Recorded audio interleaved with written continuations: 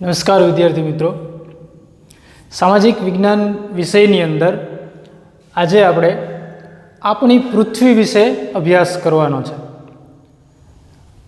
પૃથ્વી તો સૌથી પહેલાં આપણે પૃથ્વીના ગોળાનો અભ્યાસ કરીશું. તમે બધાએ પૃથ્વીનો ગોળો જોયો હશે. ઘણા બધા લોકો એવું કહે છે કે પૃથ્વી ગોળાકાર છે, પૃથ્વી અંડાકાર છે, નારંગી જેવી છે. ઘણા બધા તર્ક વિતર્કો એના વિશે આપણે સાંભળેલા છે. એની ચર્ચામાં આપણે નથી પડતા. આપણે પૃથ્વીના ગોળાની વાત કરીએ તો પૃથ્વી ઉપર આડી અને ઊભી બે કાલ્પનિક રેખાઓ દોરેલી છે. એક આડી રેખા છે અને એક ઊભી રેખા છે. આવી બે કાલ્પનિક રેખાઓ દોરેલી છે. હવે આડી રેખા છે એને આપણે અક્ષાંશ કહીએ, ઊભી રેખા છે એને આપણે રેખાંશ કહીએ. પૃથ્વીના ગોળા ઉપર દોરેલી આડી રેખા છે, આડી રેખાને આપણે અક્ષાંશ કહીએ અને જે ઊભી રેખા દોરેલી છે એને આપણે રેખાંશ કહીએ.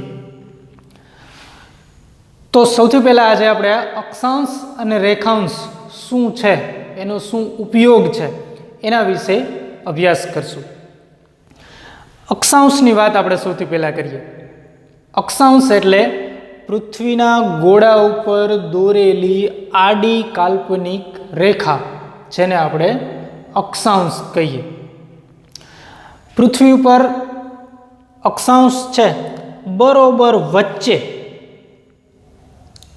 આ 0 અક્ષાંશ છે, બરોબર વચ્ચે 0 અક્ષાંશ છે, જે પૃથ્વીના બે સરખા ભાગ કરે છે, ઉપર અને નીચે.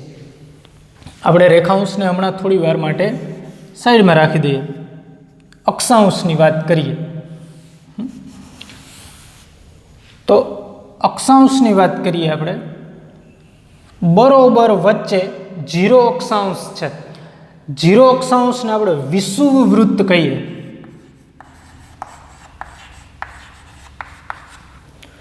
જે પૃથ્વીના બે સરખા ભાગ કરે છે, 0 અક્ષાંશ વૃત્ત, એને આપણે વિષુવવૃત્ત કહીએ. એનાથી એક ભાગ ઉપર, એક ભાગ નીચે. ઉપરનો ભાગ છે એને આપણે ઉત્તર કહીએ, ગોળાર્ધ, ઉત્તર ગોળાર્ધ. અને નીચેનો ભાગ છે એને આપણે દક્ષિણ ગોળાર્ધ કહીએ. ગોળાર્ધ કેમ કહેવામાં આવ્યું? તો કે પૃથ્વી ગોળ છે. કોઈ પણ ગોળ વસ્તુ હોય એને વચ્ચેથી કાપી નાખીએ તો કેવી થઈ જાય? અડધી ગોળ થઈ જાય. અહીંયાથી ગોળ છે, અહીંયાથી સ્ટ્રેટ છે, તો અર્ધ ગોળ થઈ ગયું, એટલે એને ગોળાર્ધ કીધું. અહીંયાથી ઉપરનો ભાગ ઉત્તર ગોળાર્ધ, અહીંયાથી નીચેનો ભાગ છે એ દક્ષિણ ગોળાર્ધ છે. આવા બે સરખા ભાગ કરવામાં આવ્યા. હવે તો કે અહીંયાથી 0થી ઉપર જતા જઈએ તો આ 0 અક્ષાંશ છે. પછી ઉત્તરમાં જઈએ ને તો 1, 2, 3, 4 એમ ઉપર વધતા જઈએ તો આમ છેલ્લે 90 સુધી આવે. 90 ઉત્તર અક્ષાંશ. ઉપરનો ભાગ છે એને ઉત્તર અક્ષાંશ, ઉત્તર અક્ષાંશ એવું વચાય. એવી રીતના 0થી નીચે આપણે 1, 2, 3 એમ ગણતા આવીએ તો અક્ષાંશની સંખ્યા 90 થાય. એને આપણે દક્ષિણ અક્ષાંશ કહીએ, દક્ષિણ અક્ષાંશ. અહીંયાથી ઉપર તરફ 90 અક્ષાંશ, નીચે તરફ 90 અક્ષાંશ, એટલે કુલ અક્ષાંશની સંખ્યા કેટલી થાય? ઉત્તરમાં 90, દક્ષિણમાં 90, એટલે કેટલા થાય? 90 અને 90 180 પ્લસ એક 0 અક્ષાંશ, એટલે પૃથ્વી ઉપર અક્ષાંશની સંખ્યા 181 છે.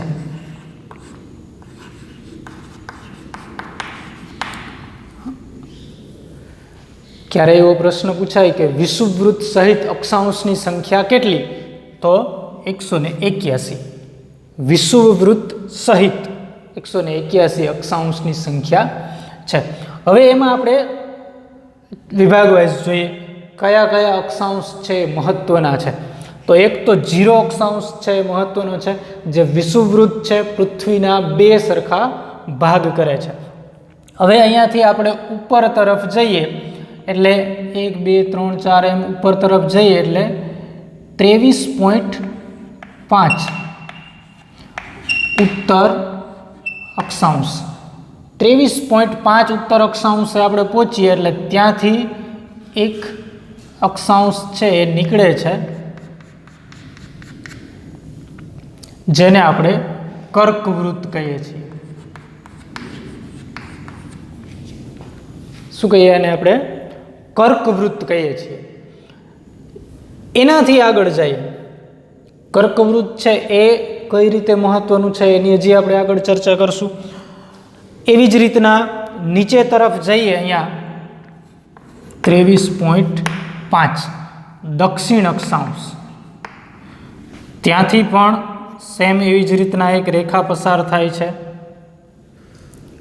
આને આપણે મકરવૃત્ત કહીએ.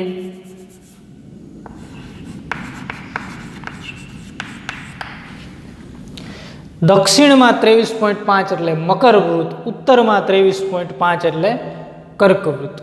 હજી આગળ જઈએ તો 66.5 ઉત્તર અક્ષાંશ, ત્યાંથી આવી જ એક રેખા પસાર થાય છે, જેને આપણે ઉત્તર ધ્રુવ વૃત્ત કહીએ. શું કહીએ? ઉત્તર ધ્રુવ વૃત્ત. એવી જ રીતના નીચે 66.5 દક્ષિણ અક્ષાંશ જે પસાર થાય છે એને શું કહેવાય? દક્ષિણ અક્ષાંશ, દક્ષિણ ધ્રુવ વૃત્ત.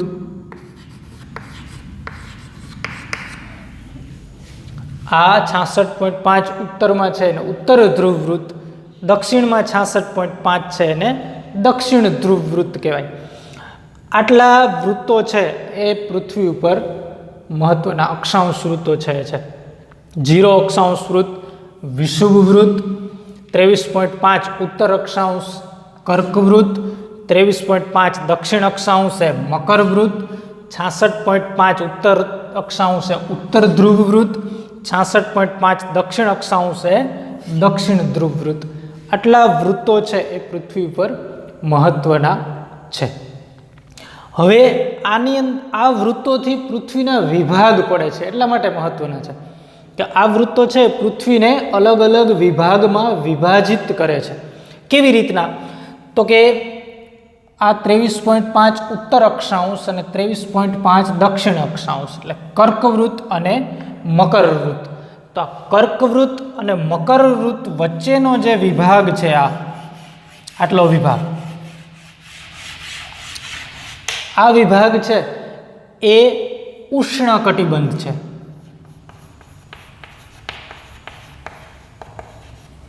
ઉષ્ણકટિબંધ શા માટે ઉષ્ણકટિબંધ છે? તો કે પૃથ્વીની વચ્ચેનો ભાગ છે જ્યાં સૂર્યના કિરણો સીધા પડે છે, એટલા માટે આ ભાગ છે એને વધારે ગરમ રહે છે, એટલે એને ઉષ્ણકટિબંધ કહેવામાં આવે છે. પૃથ્વી ગોળ છે, વચ્ચેનો ભાગ છે સૂર્ય સામે વધારે સમય રહે છે, સૂર્યના સીધા કિરણો આ વચ્ચેના ભાગ ઉપર પડે છે, એટલે આ ભાગ છે એ વધારે ગરમ છે. એટલા માટે કર્કવૃત્ત અને મકરવૃત્ત વચ્ચેનો ભાગ છે એને ઉષ્ણકટિબંધ કહેવામાં આવે છે. ત્યાર પછી કર્કવૃત્ત અને ઉત્તર ધ્રુવવૃત્ત, મકરવૃત્ત અને દક્ષિણ ધ્રુવવૃત્ત, આ બે ભાગ છે, આ છેડા છે એ સરખા છે.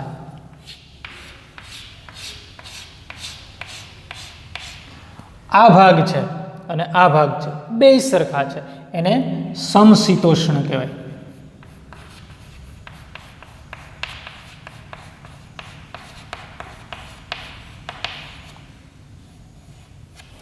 સમશીતોષ્ણ કટિબંધ. શું કહેવાય આને? સમશીતોષ્ણ.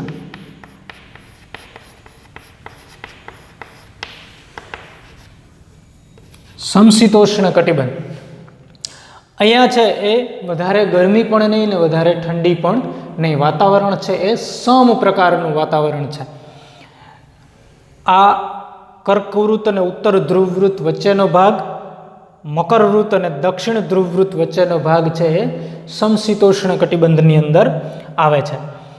ત્યાં સૂર્યના કિરણો થોડા ત્રાંસા પડે છે. એવી જ રીતના ઉત્તર ધ્રુવવૃત્તથી ઉપરનો ભાગ, દક્ષિણ ધ્રુવવૃત્તથી નીચેનો ભાગ, આ છે એ શીત કટિબંધ છે.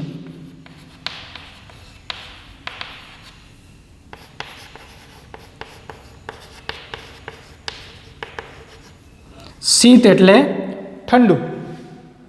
એટલે આ ભાગ છે પૃથ્વી ઉપર સૌથી ઠંડો ભાગ. ધ્રુવ પ્રદેશની અંદર પુષ્કળ પ્રમાણમાં બરફ છે. આપણે ઉત્તર ધ્રુવ અને દક્ષિણ ધ્રુવ, દક્ષિણ ધ્રુવમાં જે આપણા 7 ખંડોમાંનો એક એન્ટાર્કટિકા ખંડ છે એ દક્ષિણ ધ્રુવમાં આવેલો છે અને આખો ખંડ છે બર્ફીલો ખંડ કહેવામાં આવે છે. માનવ વસ્તી ખૂબ જ ઓછી છે ત્યાં. આ શીત કટિબંધ, આ પણ શીત કટિબંધ. તો આ રીતના પૃથ્વી ઉપર અક્ષાંશના લીધે 3 પ્રકારના કટિબંધ બને છે. કટિબંધ એટલે ગુજરાતી ભાષાની અંદર આપણે કટિબંધ કહીએ તો કમરે બાંધવાનો પટ્ટો, એને કટિબંધ કહેવાય. પેલા કંદોરો પહેરતા બધા, તો એ કટિબંધ. તો આ છે પૃથ્વીનો કમરપટ્ટો છે, પૃથ્વી ઉપર બાંધેલો કમરપટ્ટો, એટલે એને કટિબંધ કહીએ આપણે. હવે આ ઉષ્ણ કટિબંધ, સમશીતોષ્ણ કટિબંધ અને શીત કટિબંધ, આટલા કટિબંધ છે એ બને છે. આ સિવાય જે અક્ષાંશોની સંખ્યા છે, છેલ્લે 90 ઉત્તર અક્ષાંશ, આ બાજુ 90 દક્ષિણ અક્ષાંશ. આ રીતના 181 અક્ષાંશની સંખ્યા 181 થાય. હવે અક્ષાંશ છે એ ઉપયોગમાં કઈ રીતે આવે છે? આ આપણે મુખ્ય અક્ષાંશોની વાત કરી કે વિષુવવૃત્ત, કર્કવૃત્ત, મકરવૃત્ત, ઉત્તર ધ્રુવવૃત્ત અને દક્ષિણ ધ્રુવવૃત્ત. આ 5 મુખ્ય અક્ષાંશ છે એની આપણે વાત કરી. આ સિવાય કુલ અક્ષાંશ તો 181 છે. આ પૃથ્વી ઉપર આવી રીતના આ અક્ષાંશ છે એ દોરેલા છે, કાલ્પનિક. શરૂઆતમાં જ આપણે કીધું કે કાલ્પનિક રેખાઓ છે. આ બધી કાલ્પનિક રેખાઓ છે, પૃથ્વી ઉપર દોરેલી કાલ્પનિક આડી રેખાઓને અક્ષાંશ કહેવાય. આ અક્ષાંશ છે બધા. તો આ અક્ષાંશ છે એનો ઉપયોગ શું? આ અક્ષાંશ છે એનો ઉપયોગ શું? તો અક્ષાંશનો ઉપયોગ સ્થળ વચ્ચેનું અંતર જાણવા માટે થાય છે. 2 સ્થળો વચ્ચેનું અંતર કેટલું છે એ જાણવા માટે અક્ષાંશનો ઉપયોગ થાય છે. કઈ રીતે? તો કે આ એક અક્ષાંશ છે, આ 0 થી આ એક અક્ષાંશ, આ 0 થી 1, આ 0 અક્ષાંશ, આ એક અક્ષાંશ, આ 0 થી 1 અક્ષાંશની વચ્ચેનું જે અંતર છે એ ફિક્સ છે. આ બંને અક્ષાંશ વચ્ચેનું અંતર 111 કિલોમીટર થાય.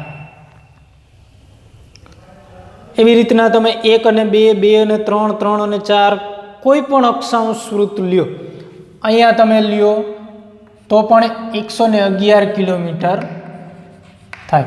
અહીંયા લ્યો તો પણ 111 કિલોમીટર થાય. તો 2 સ્થળો, એક સ્થળ છે એ અહીંયા 23.5 દક્ષિણ અક્ષાંશ વૃત્ત ઉપર આવેલું છે, બીજું સ્થળ છે એ અહીંયા 8.5 ઉત્તર અક્ષાંશ દક્ષિણ અક્ષાંશ પર આવેલું છે. તો આ બેયની વચ્ચેનું અંતર કેટલું થાય એ જાણવા માટે અક્ષાંશ છે મહત્વના છે. તો કે બંનેની વચ્ચે કેટલા અક્ષાંશનું અંતર છે?